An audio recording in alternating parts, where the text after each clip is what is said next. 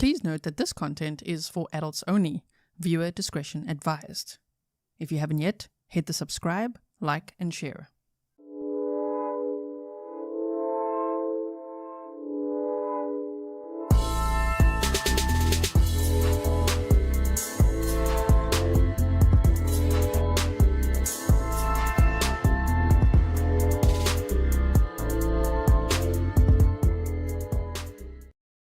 Hello everyone and welcome back to another live stream with me, Grizzly K. This is Grizzly True Crime, and if you didn't hear in the intro, damn, this case comes with a trigger warning. It's for adults only and for educational purposes only.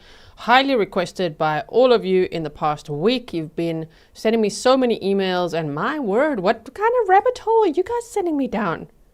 This case is so horrific. Oh my word. So we're going to discuss what we know so far. IKB 6567, thank you for being a member for 29 months. You say hello everyone, hello to all of you. Haven't seen you in a while, hey? I saw you last yesterday for the trial day. We're busy watching the Brian Walsh trial. Now we're going to be deep diving this case of Rebecca Park, 22-year-old woman from Michigan who was murdered, and she was 38 weeks pregnant and her baby was cut out from her stomach. And you know who is accused of doing it? Her own biological mother. What? So look what the district attorney says about it. This is frankly evil personified, and I would ask the court to hold her without bond. Evil personified is how the district attorney describes this case. And man, after reading up as much as I could on it, oh my word, I agree.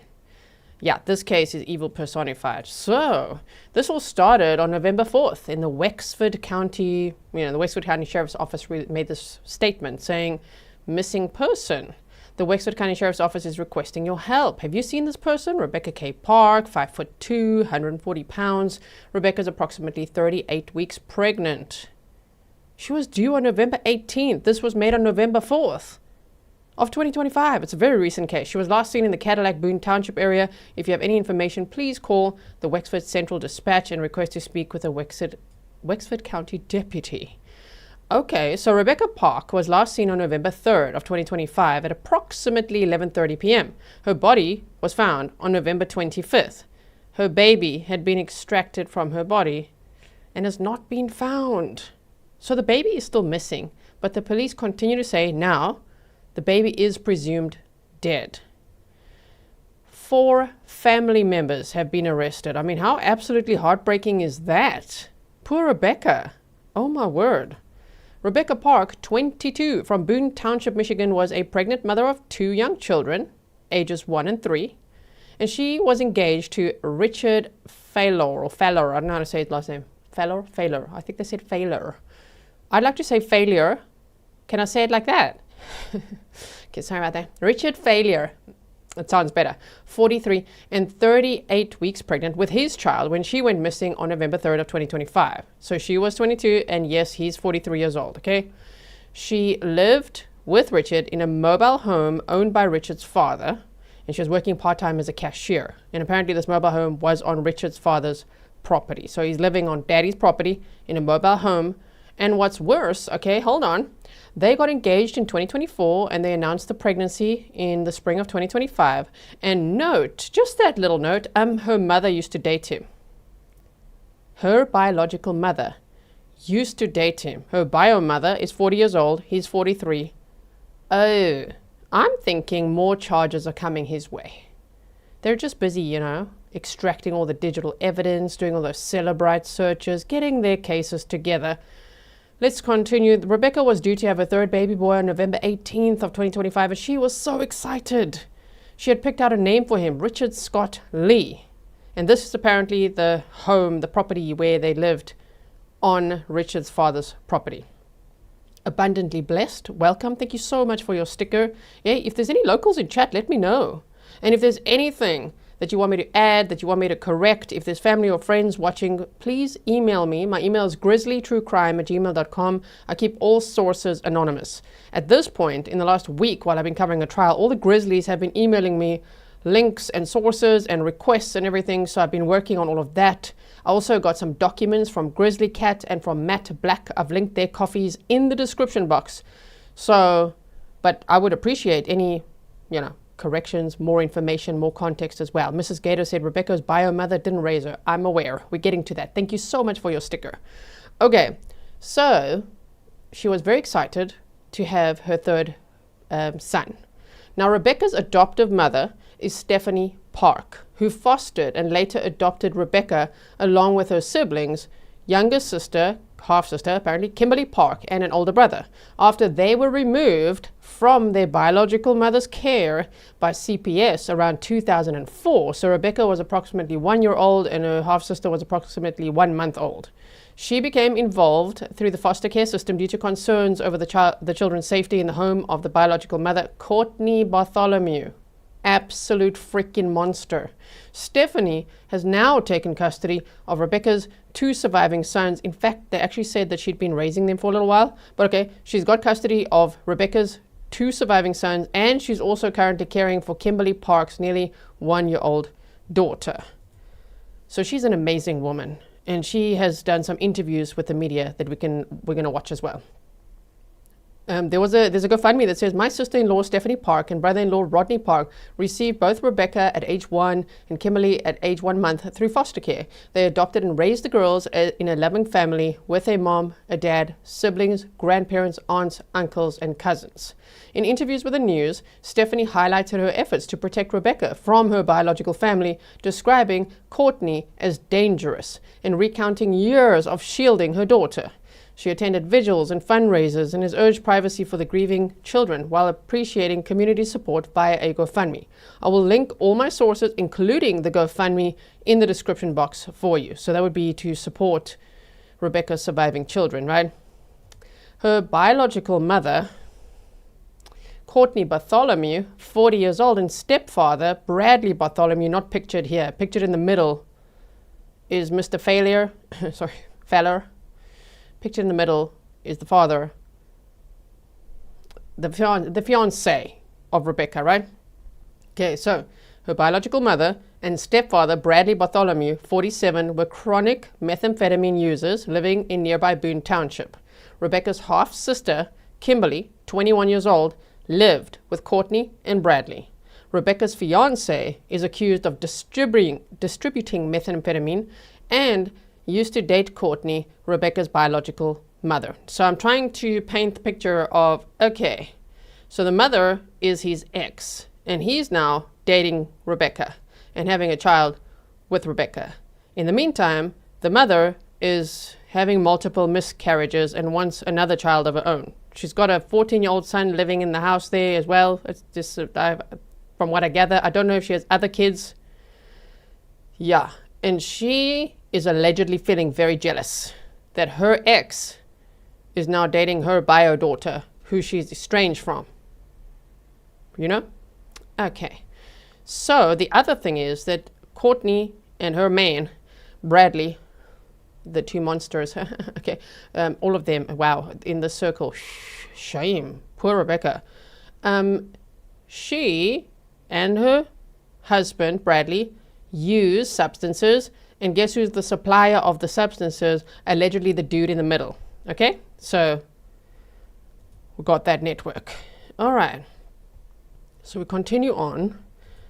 Just to show you, we like to see pictures, right? These visuals help me to just try to remember who's who. So we've got biomom Cortney and stepdad Bradley, half-sister Kimberly, fiancé Richard Falor, 43, used to date Cortney, and the victim, Rebecca Park. So everybody in her life here, except of course for her adoptive mother, who's amazing, and that family that she was raised with and everything, they sound amazing.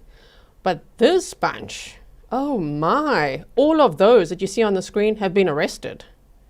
So yeah, 4 family members arrested, which is just absolutely crazy. Biomom, stepdad, fiancé, half-sister.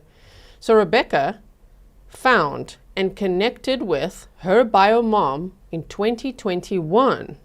So, she wanted to find her biological mother, to get to know her, and to start making a relationship with her.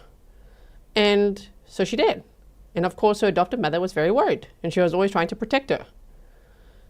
Anyway, weeks before Rebecca's abduction, Cortney would text and call multiple times a day.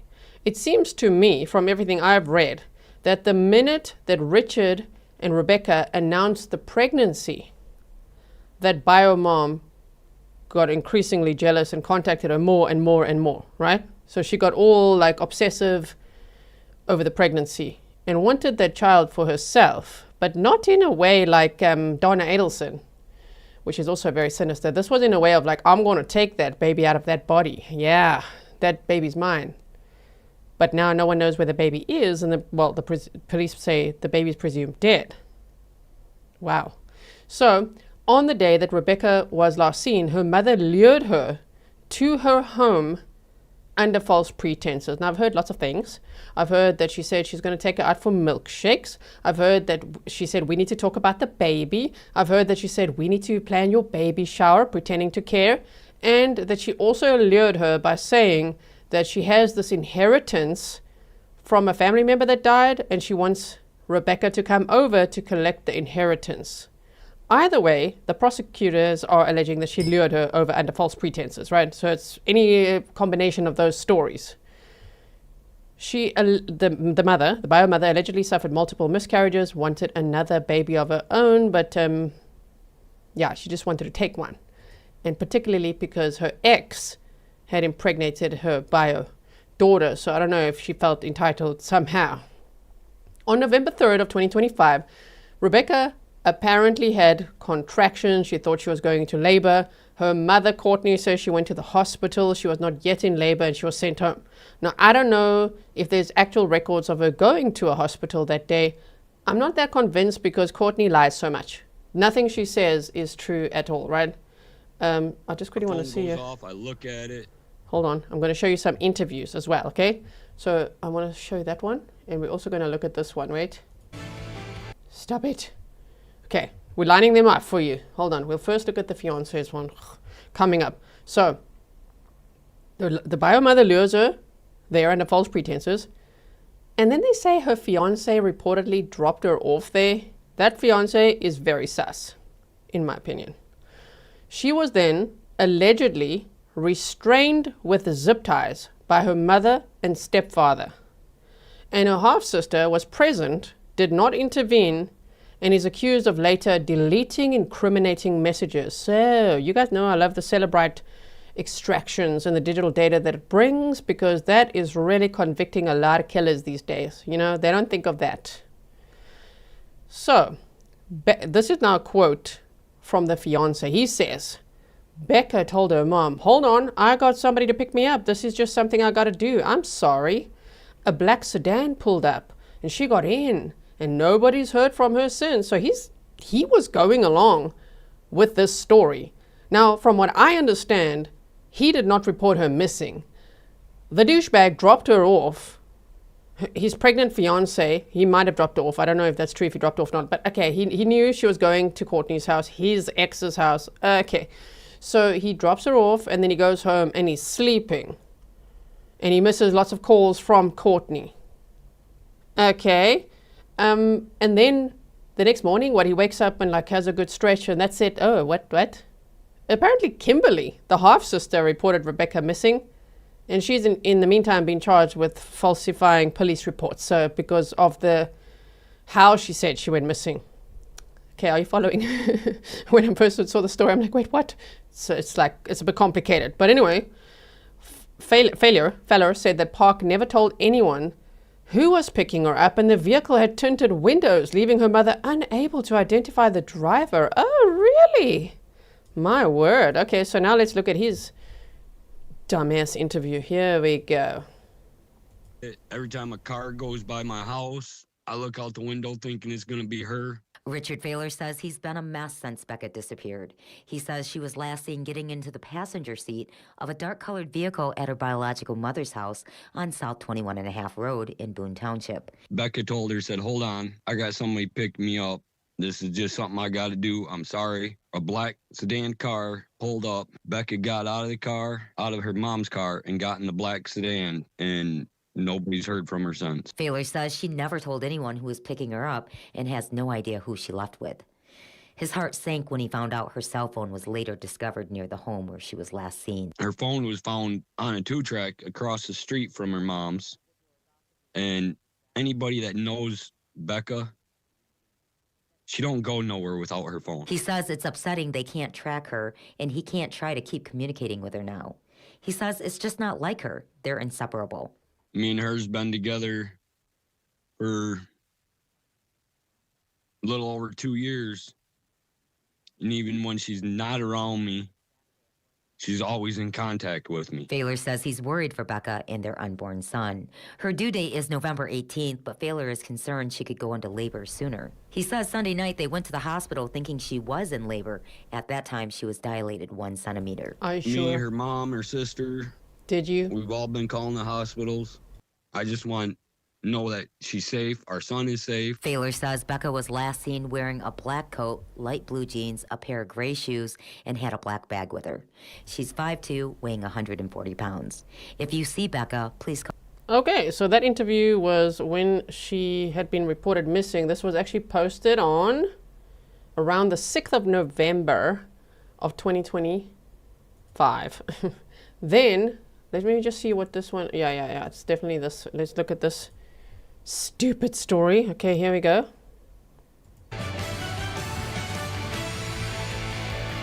Did she try to come here and knock on the door and I didn't hear her? A million thoughts ran through my head on why it would be there. Right off the top tonight, the search continues for a woman from Wexford County. Now you're going to who see a was liar 38 in weeks action. pregnant when she disappeared a week ago. Thanks for being with Northern Michigan's News Leader tonight. I'm Adam Bartholomew.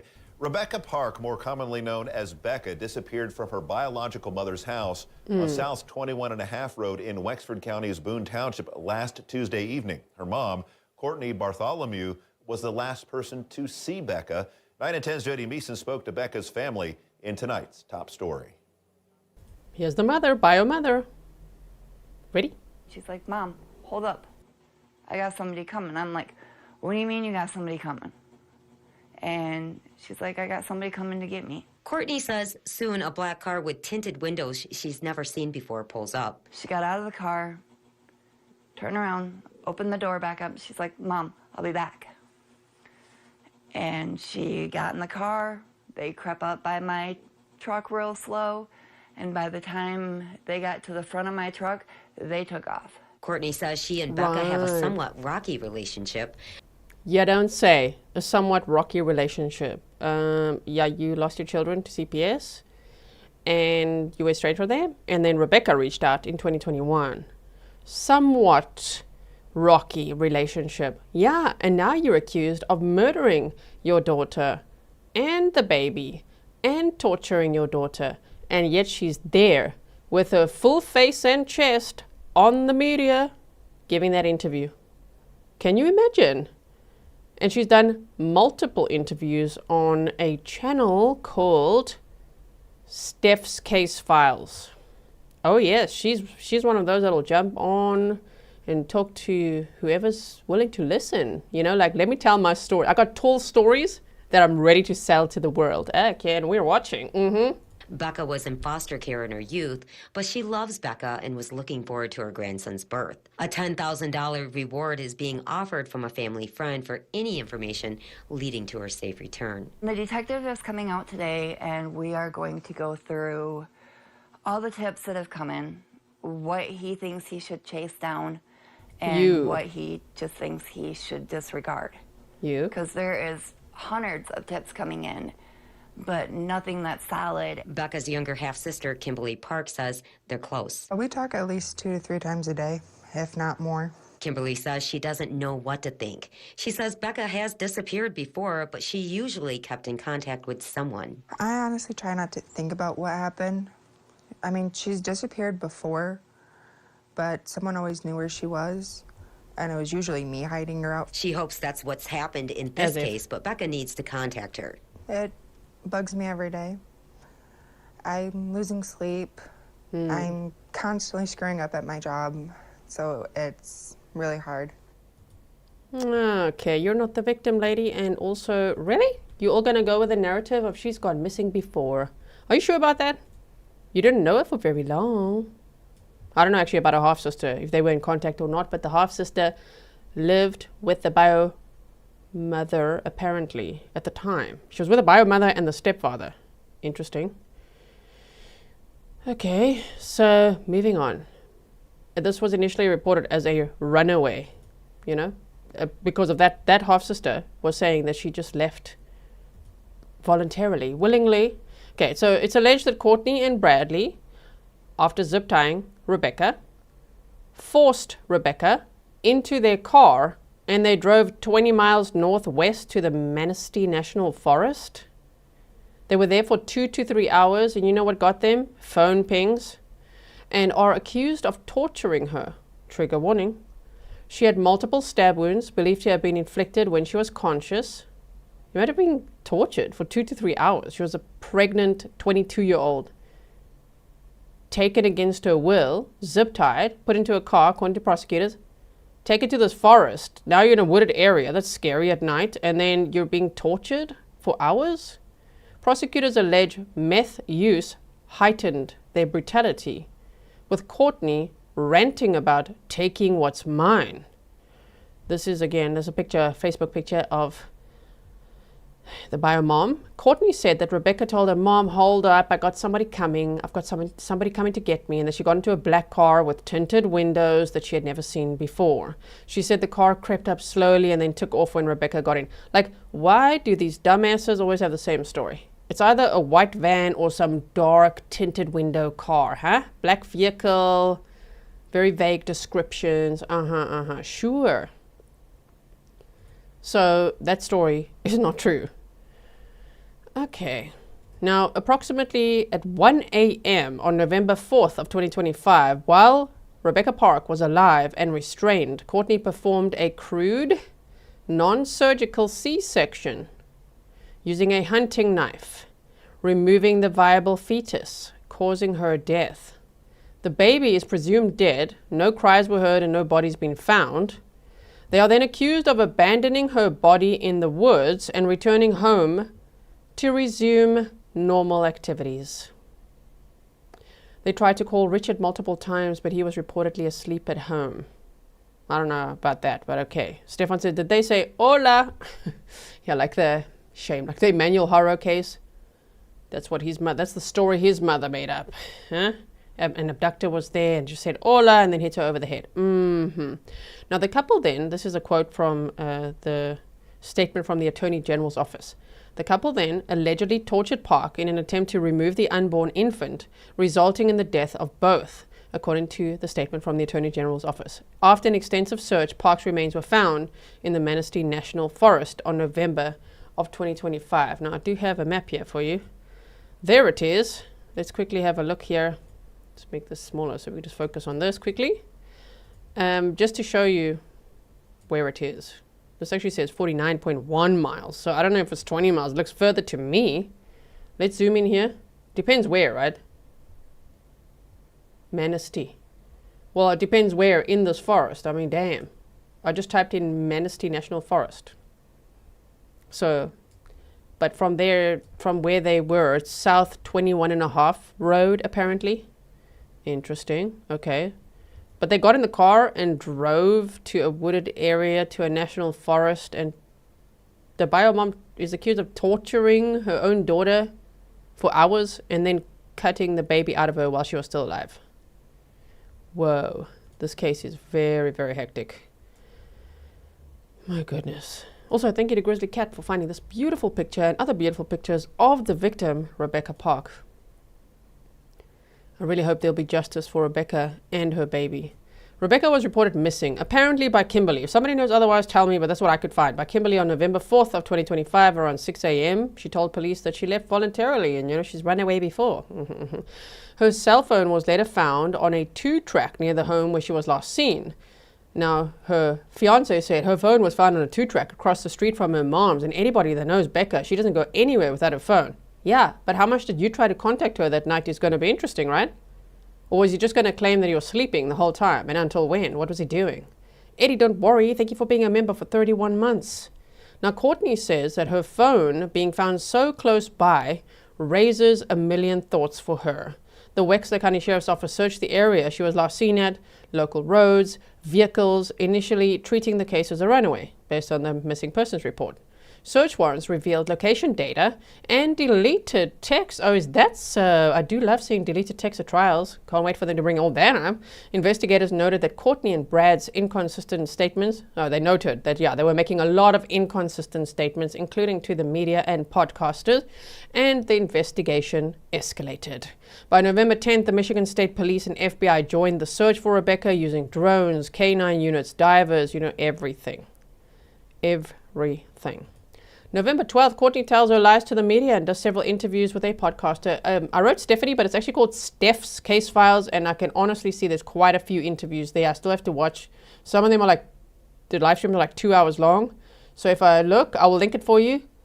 There's 1, 2, 3, 4, 5, at least 5 live streams to go and listen in on and try to get all the tea. But of course, the water will be muddy because Cortney lies a lot. On November 23rd of 2025, Cortney posted a video on her Facebook page. On the same day, her daughter, they say the same day, so that's what they say, but apparently Rebecca was due on November 18th, and yet the Facebook post date is actually, it says November 23rd, so I'm a little confused about that, because there's a timestamp on the Facebook post, right? Unless... No, that is like that, yeah? Okay, so she posted a video on her Facebook page with a caption that read, "My alibi of where I was the night my daughter came up missing." And what do you think her alibi is? So she's going to use one of her children, huh? In the video, which features only a black screen with audio, her 14-year-old son said, "She gave me my meds at about 8:40. I don't remember a lot, as I just said, but she was there when I went to bed, and she was also there when I woke up the next day. I know that she never goes out about when I'm sleeping just because she doesn't like to drive at night." This dirty biatch, I can't even hold myself back, used her son as an alibi. Okay, listen to this crap right here. Shame. I'd worry that they'd be fearing and have to do this. She gave me my meds at about 8:40. I don't remember a lot, as I just said, but she was there when I went to bed, and she was also there when I woke up the next day. I know that she never goes out and about when I'm sleeping, just because she doesn't like to drive at night.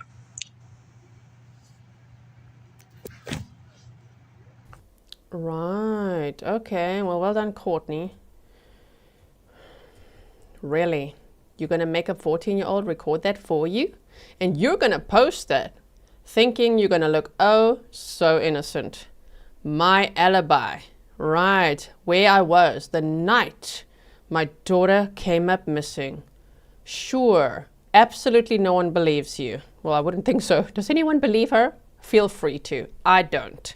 On November 25th of 2025, Rebecca's body was discovered by a local search group in the Manistee, and am I saying that right? If you're a local, please tell me. Manistee National Forest at approximately 2 p.m.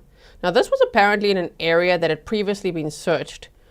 Allegedly, from what I've read, the stepdad was also part of this search and was like, oh my word, when they came across her body. So there's some speculation that I can gather from social media that they may have moved her body. Okay.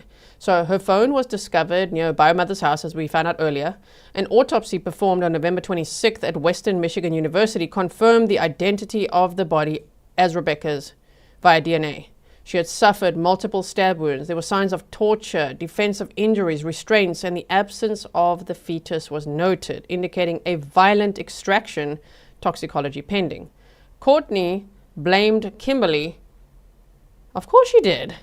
What do you think Cortney does next? Pins it on Kimberly, Rebecca's half-sister. She says to the media and podcasts, yeah, I think Kimberly's involved. She did it. Okay, so nice one. Let me quickly see what else I've got here. We looked at the map. Okay, wait. Yeah, we're going to see that. All right, to continue on. Oh, the nerve of this woman, really. November 26th of 2025, Kimberly, the half-sister, was arrested and charged with tampering with evidence, lying to the police, and a false report of a felony. So the tampering with evidence part is apparently deleting messages. And I don't know what messages, incriminating messages. I don't know if we'll hear what that's all about. Hopefully one day, maybe soon. Maybe there'll be some documents available before these trials start, whenever that may be. But she was charged first. And that was like a huge shock. Everyone thought, wait, what?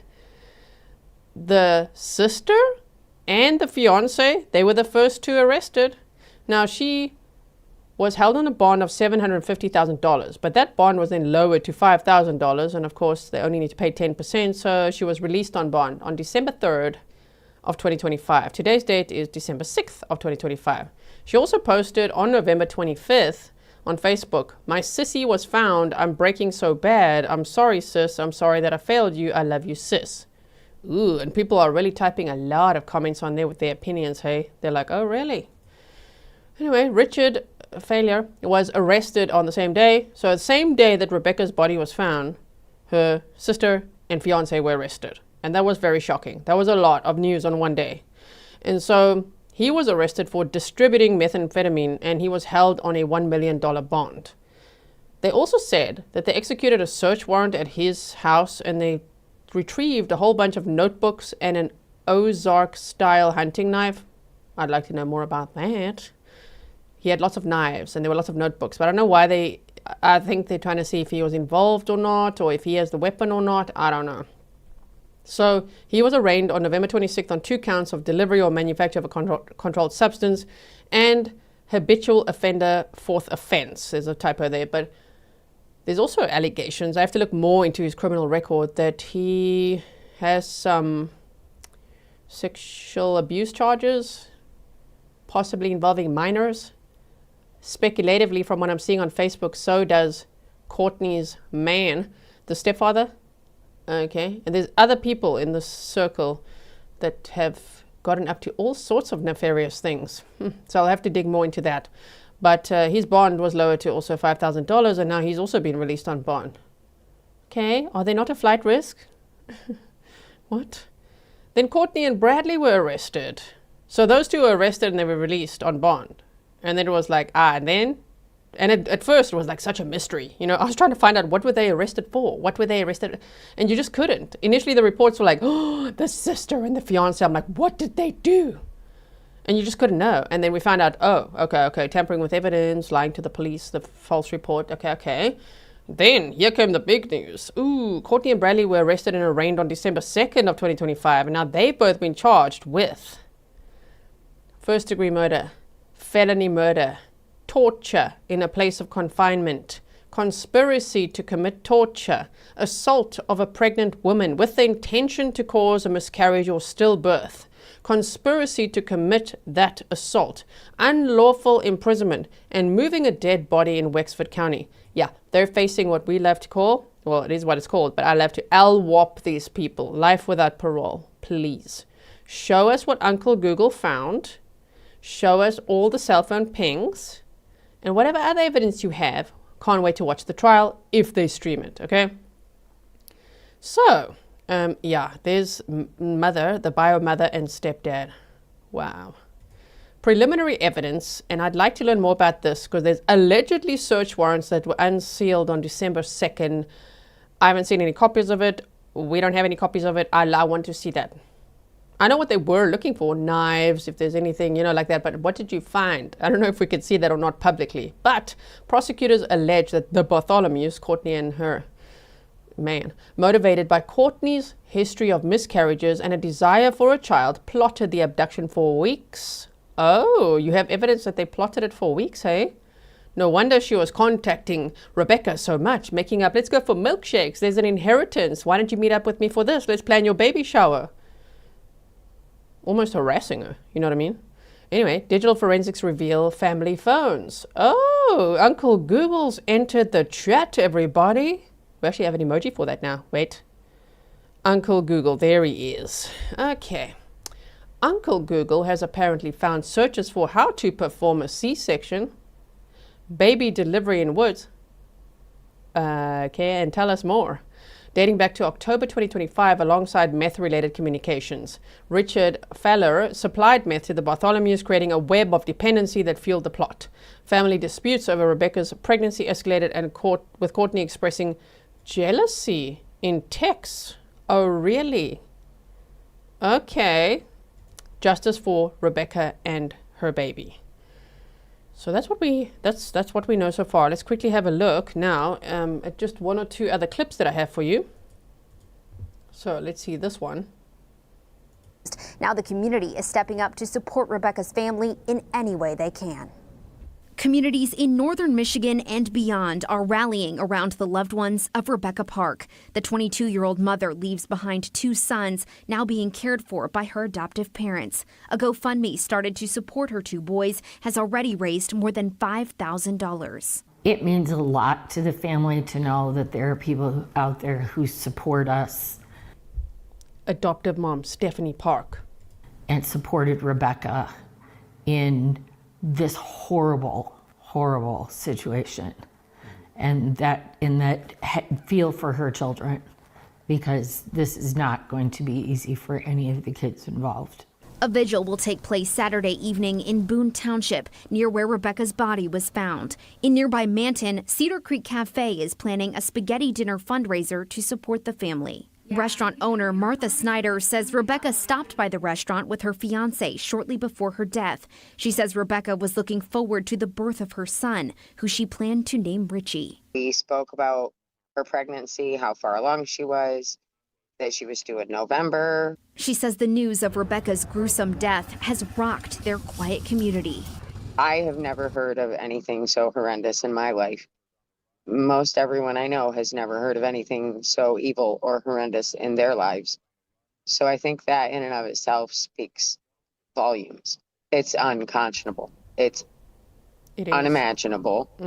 And it is evil. Snyder feels fortunate to have met Rebecca through their chance encounter. She's now trying to offer consolation to her family in the only way she knows how. It just seemed like the only thing to do. And it also seemed like the only way for people to be able to get together and support one another through it.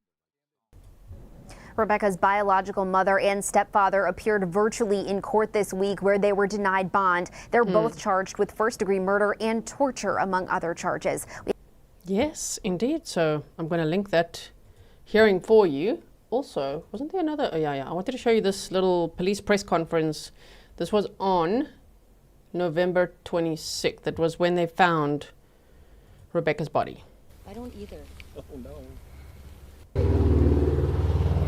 Hey, you guys are live right 2:16 p.m.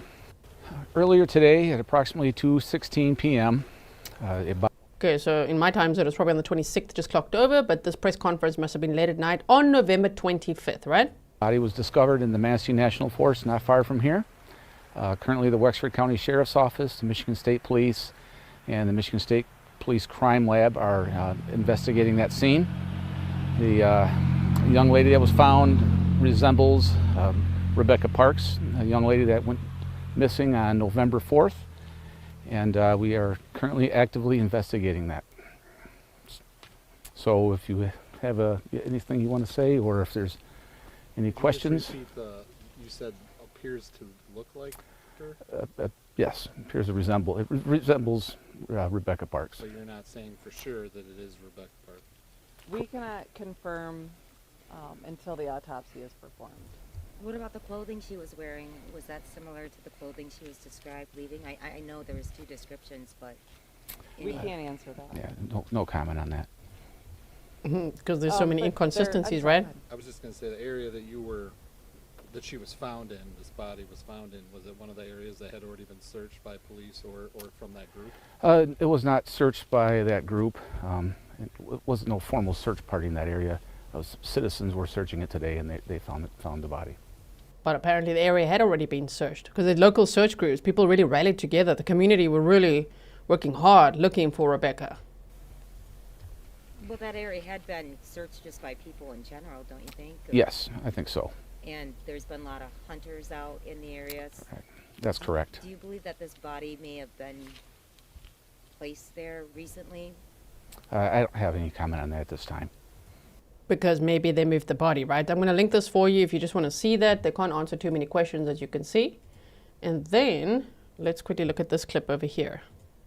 Cortney and Bradley Bartholomew in court today on 8 charges each. Now, we are warning you, the details of this case are very difficult to hear. Up North Live's Tony Lundy joins us live from the Wexford County Courthouse, where the couple was charged with the murder of Rebecca and her baby. Tony, what was the atmosphere like inside that courtroom today? Well, Melissa and Mark, the courtroom was packed with family, friends, and others from the community, all hopeful to find answers on this month-long case. But many left that courtroom today heartbroken. The graphic details laid out by the prosecuting attorney describing what investigators say led to the death of Rebecca Park and her baby.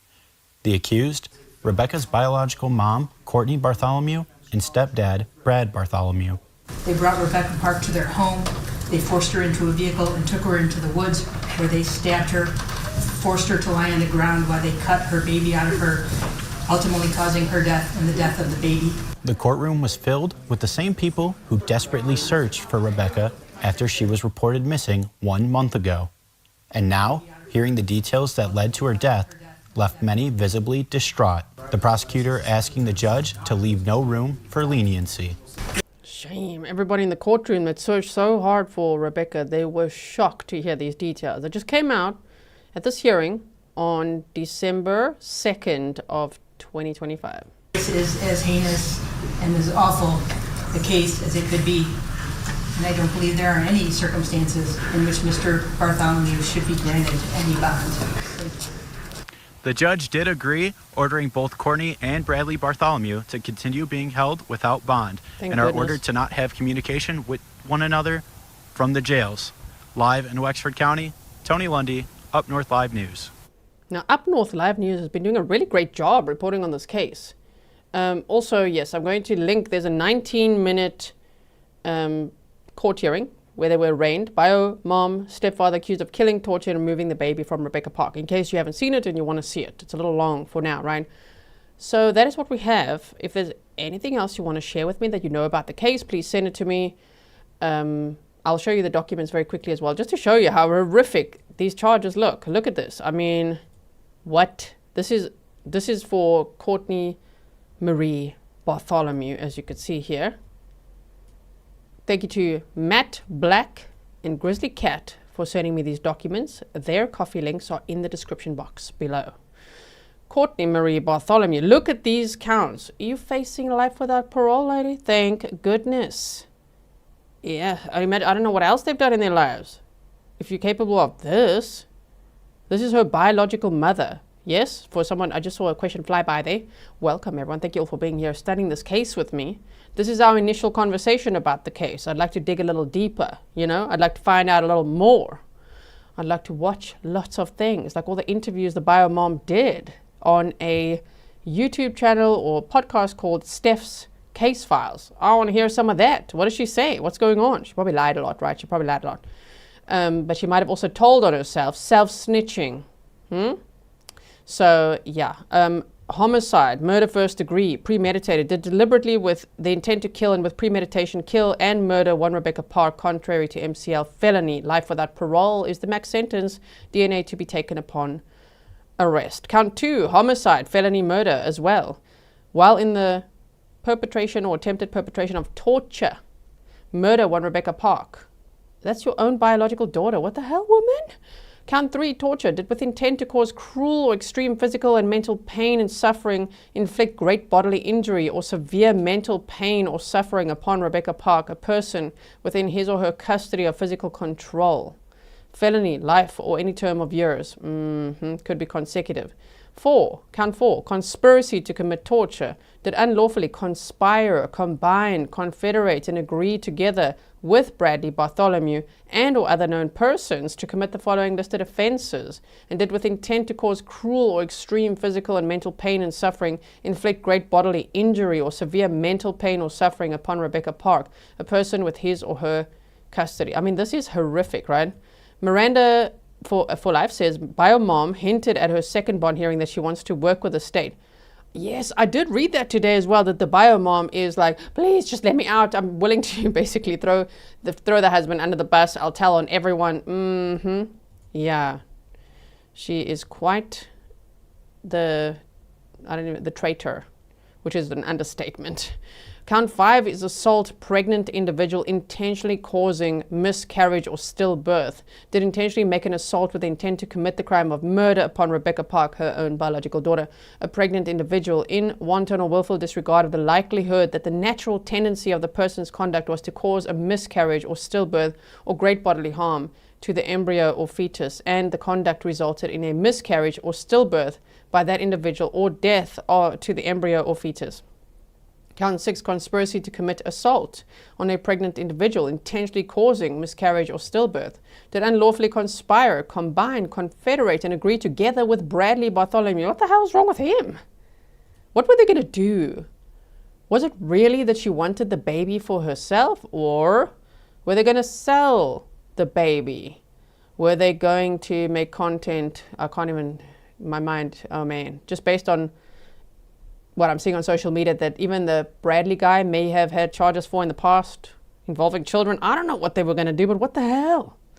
So what they did was absolutely horrendous. Other known, allegedly, persons to commit the following listed offense, right? That intentionally make an assault with intent to commit the crime of murder upon Rebecca Park, a pregnant individual, and all of that we just read, right? It was to cause a miscarriage or stillbirth, cause great bodily harm to the embryo or fetus. Then there's unlawful imprisonment because they restrained her, apparently with zip ties, before taking her out to the woods. It's really terrifying, you know, to think of what they did. Like Rebecca going there under the false pretense of getting inheritance money, which her bio mom said, yeah, she got $2,000 in cash. Yeah, from inheritance, from some family member that died. I don't think she got any of that, of course not. So, wow, to go there all excited and be like, okay, what is it? And then she gets zip-tied. Wow. Tom says, MI is not one of LWOP is max. No death penalty is what you guys are answering in Michigan. Yeah, Lady Lazarus, welcome. If you're only joining membership now, make sure you check out last night's members only stream. It's on the community tab as well as on the members only playlist. Okay, and then also count 8 dead bodies removing without medical examiner permission. Did remove a body from the place where the death occurred. Oh, yeah, okay, when he or she should have known that the death may have occurred violently, or first notifying the county medical examiner or his or her deputy and receiving permission, misdemeanor. So Cortney and Bradley's charges are of course the same, and we already went over Kimberly's charges as well. I will put this document on Patreon on the free tier, okay? So if you join the free tier, you can see it over there. Proud Grizzly said, I'm thinking they were going to sell the baby. I don't even know what to think. You just don't know what people like this, what are their intentions? Because it's absolutely horrific, you know? Thank you so much for your sticker. All right, everyone. Thank you so much for joining me in studying this case, the initial, you know, what we know so far about the case. It's truly horrifying. I hope that you look after your mental health, because these cases are really terrible sometimes, right? This is dark. And let's keep our eye on things. The next time they'll be in court, I believe, is December 16th for a preliminary hearing. And the tip line is still active, by the way, which I'll put in the description box for you. If you know anything, saw anything, whatever it is, please say something. Please do call the tip line. You just don't know if even a small bit of information, or maybe a big information, can help the investigation. And if Kimberly or Richard Falor are watching, if you know anything, yeah, they should also tell the police. Do the right thing, right? Fess up, tell the police what happened, so that justice can be served for Rebecca Park and her baby. Thank you so much, everyone. Here's Grizzly Cat saying thank you. Thank you, Grizzly Cat. Thank you, everyone. Please remember to like and share so that others can also learn about this case and follow along with us. I've also put this on a playlist called Developing Cases. So if you go look there, it's cases that we're following that are just like starting up. You know, when it's like the initial court hearings, they're starting up. Maybe we have the probable cause affidavit and we might be following that all the way to trial. Because a lot of cases we follow from the beginning all the way to the very end, watching the entire trial if we can, if they stream it, of course. So, thank you so much, everyone. Wishing you a wonderful Saturday further. And I'll see you again very soon. Stay safe.